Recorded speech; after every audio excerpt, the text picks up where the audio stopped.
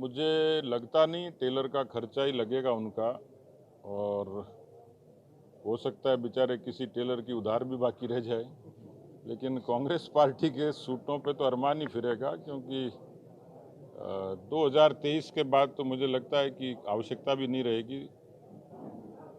पर जो कांग्रेस का अंतर्कलह और अंदरूनी राजनीति है, मुझे अफसोस इस बात का है। खैर, मंत्रिमंडल का विस्तार ये उनका अपना मसला हो सकता है, लेकिन राजस्थान की गवर्नेंस पर असर पड़ा है, राजस्थान के शासन पर असर पड़ा है। ये जो अराजकता देख रहे हैं, उसका कारण भी वही है। आज कानून व्यवस्था की स्थिति इसलिए कमजोर है कि कोई पूर्णकालिक गृह मंत्री नहीं है। सारा वजन मुख्यमंत्री जी ने अपने ऊपर ले रखा है, और मुख्यमंत्री जी घर से निकलते नहीं हैं। मुख्यमंत्री जी को बाकी फिक्र नहीं है, कुर्सी की फिक्र ज़्यादा है। तो जो व्यक्ति कुर्सी की फिक्र ज़्यादा करता है वो प्रदेश का भला नहीं कर सकता। इसलिए मुझे लगता नहीं है कि, मैंने पहले भी कहा है कि ये कौन बनेगा करोड़पति जैसा सवाल है कि राजस्थान के मंत्रिमंडल का पुनर्गठन कब होगा, ये सवाल अभी तक सवाल ही है। सब जानते हैं कि इस देश की राजनीति में एक समय था जब कांग्रेस की और नेहरू जी की तूती बोलती थी। उस जमाने में जनसंघ जैसा संगठन खड़ा करना उस समय उपहास का कारण हो सकता है।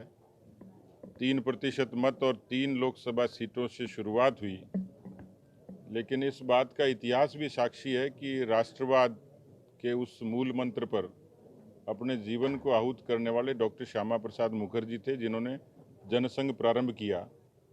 और जनसंघ के उस कालखंड में उनका साथ देने के लिए हमारे संस्थापक महामंत्री पंडित दीनदयाल उपाध्याय जी ने, जहां डॉक्टर श्यामा प्रसाद मुखर्जी ने राष्ट्रवाद का मंत्र दिया, वहीं अंत्योदय का उन्होंने नारा दिया।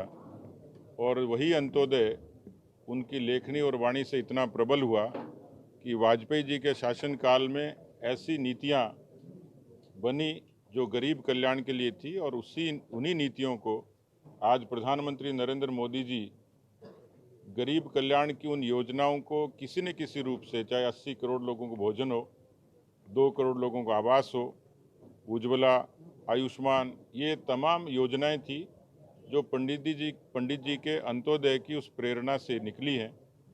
देश के स्वाभिमान को जागृत करने वाली श्री राम जन्मभूमि के निर्माण से लेकर 370 तक का जो सफ़र है, वो वास्तव में दीनदयाल जी के उस दर्शन को, दीनदयाल जी के उस व्यक्तित्व को एक तरीके की श्रद्धांजलि है। आज पूरे देश में भारतीय जनता पार्टी के कार्यकर्ता बहुत ज़मीनी स्तर पर पंडित दीनदयाल जी का जन्मदिवस मना रहे हैं।